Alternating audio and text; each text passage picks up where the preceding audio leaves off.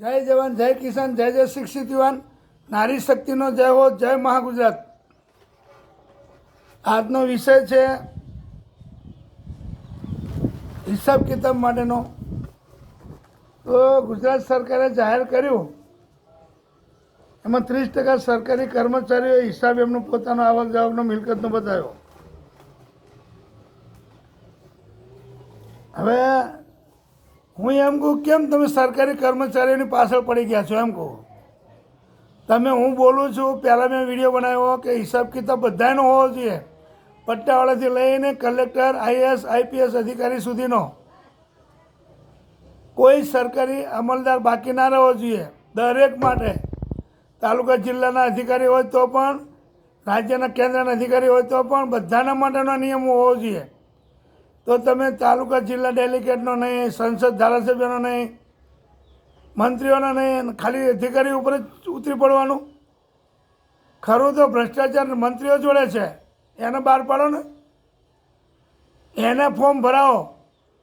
હું એમ કહેવા માગું, એના લેટર બહાર પાડો ને એને ફોર્મ ભરાવો તો તમને ખબર પડે. તો તમે ખાલી સરકારી કચેરીના અંદર જે અધિકારીઓ છે એનું જ બહાર પાડ્યું તમે. તો કે હજુ 30% બાકી. 30 નહીં, હજુ તેમણે ખાલી 30% સરકારી કર્મચારીએ પોતાનો હિસાબ આપ્યો આવક જાવકનો, એટલે હજુ તો 70% બાકી.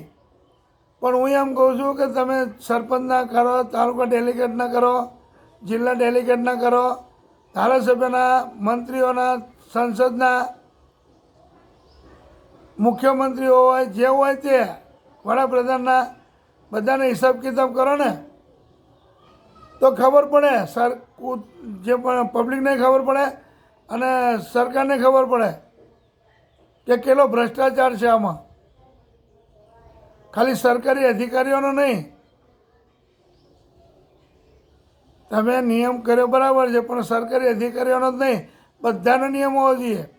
પટ્ટાવાળાથી લઈને કલેક્ટર સુધી, પટ્ટાવાળાથી લઈને દરેક શાખાનો, પોલીસમાં બી, પોલીસથી લઈને છેક પટ્ટાવાળાથી લઈને આઈપીએસ સુધીનો હિસાબ હોવો જોઈએ. ખાલી સરકારી અધિકારીનો નહીં. સરકારી અધિકારીઓનો કેમ તમે ખાલી એનો કેમ લો છો હિસાબ? જે છે એનો તમે કરો ને, એ જરૂરી. એમાં જુઓ તમે કેટલો ભ્રષ્ટાચાર નીકળે છે, એ બહાર પાડો.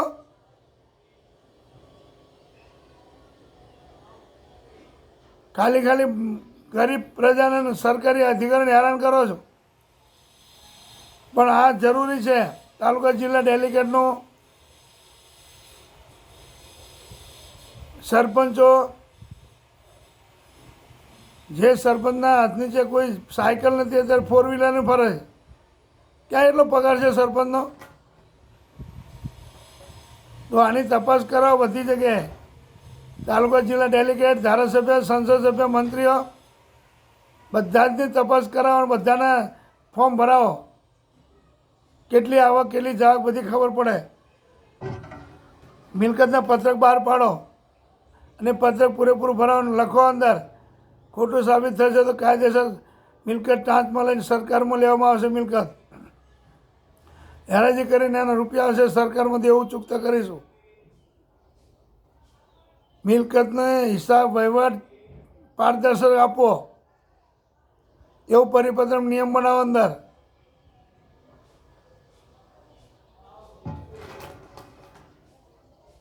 અને એવું નહીં કે તમે આ તારીખ સુધી, તમે 3 મહિનાનો ટાઈમ આપો, અત્યારે જાહેરાત કરી દો તો માર્ચ એન્ડિંગ સુધી આવી જાય બધું. આ પહેલા મહિનાની, બીજા મહિનાની પહેલી તારીખથી જાહેરાત કરી દો એટલે ત્રીજા મહિનાની આખરી તારીખ સુધીમાં બધા ફોર્મ ભરી દે. જો તમે કેટલો ભ્રષ્ટાચાર નીકળે છે. જેનો ભ્રષ્ટાચાર જે લોકો કરે છે એનો તો જાહેરાત નહીં કરતા. એના ફોર્મ ભરો, પત્ર બહાર પાડો એમના, અને એમનો ફોર્મ ભરાવો તો તમને બી ખબર પડે કે એમને છાવરવાના જ છે. ખાવા દો એવું. સરકારી કર્મચારીઓ બરાબર છે, તમે જે નિયમ બનાવો, પણ એવો નિયમ બધાના માટે સરખો હોવો જોઈએ. અને બધાને ત્યાં ઇન્કમટેક્સ રેટ પાડો.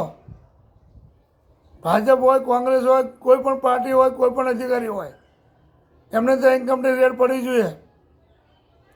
પણ એ તમે પેલા પત્રક બનાવો તો ખબર પડે એમાં તમને કે શરૂઆતમાં કેટલો પગાર હતો, નોકરી જોઈન કરી ત્યારે તમારી મિલકત કેટલી હતી, ત્યારે કેટલો પગાર હતો અને અત્યારે કેટલો પગાર છે ને તમારી કેટલી મિલકત છે. પછી તમે રેડ પાડો કોઈ પણ જગ્યાએ, ધારાસભ્ય હોય કે સંસદ હોય કે તાલુકા જિલ્લા ડેલિગેટ હોય કે સરપંચ હોય. સરપંચ બન્યો નહોતો ત્યારે એને કેટલી મિલકત હતી અને બન્યા પછી કેટલી થઈ અત્યારે તમને ખબર પડશે. એટલે એવું કરો, ખાલી સરકારી અધિકારીને હેરાન ના કરો. બધાનો નિયમ બનાવો બધા માટે અને કડકમાં કડક અમલ લાવો એનો, કડકમાં કડક,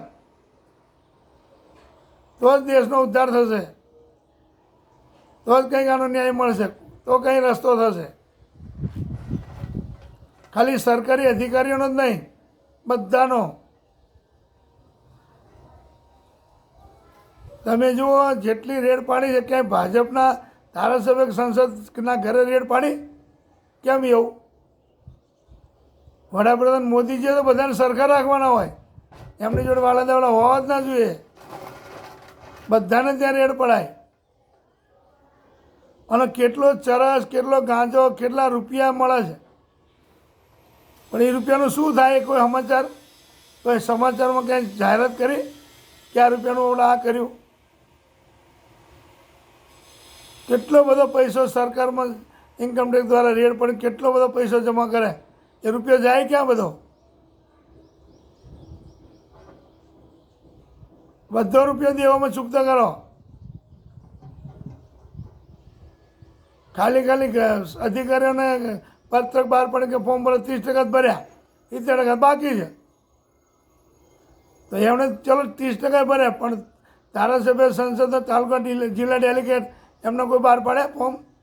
પાડો બહાર, ખબર પડે એમને બી, તમને ખબર પડે કે અમારા અધિકારીઓ કે જે કોઈ હોય કેટલો ભ્રષ્ટાચાર કરે છે, મંત્રી, સંત્રી, તંત્રી.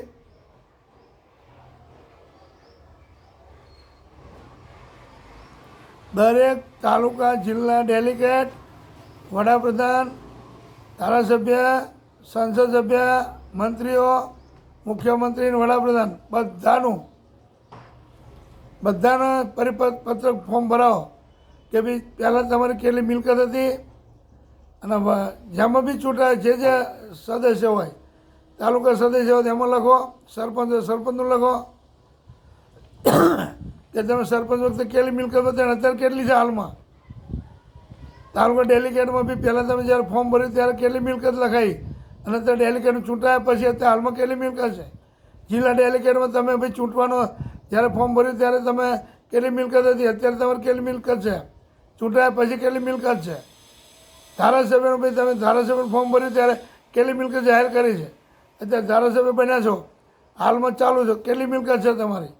સંસદમાં તમે સંસદ સભ્ય હતા, સંસદ ફોર્મ ભર્યું ત્યારે કેટલી મિલકત જાહેર કરી છે અને અત્યારે સંસદમાં ચાલુ છો તો કેટલી મિલકત છે. મંત્રી કોઈ પણ બન્યા હોય બધાની જાહેરાત કરો તો પારદર્શક વહીવટ કહેવાય, ખાલી સરકારી અધિકારીઓનો નહીં. અને પછી તમે રેડ પાડો,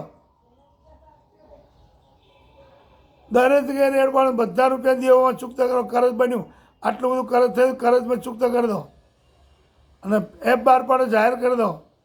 પહેલાં મેં વિડીયો બનાવેલો, બધાના માટે તમે આ કાયદો બહાર પાડો, ફક્ત સરકારી અધિકારી માટે નહીં.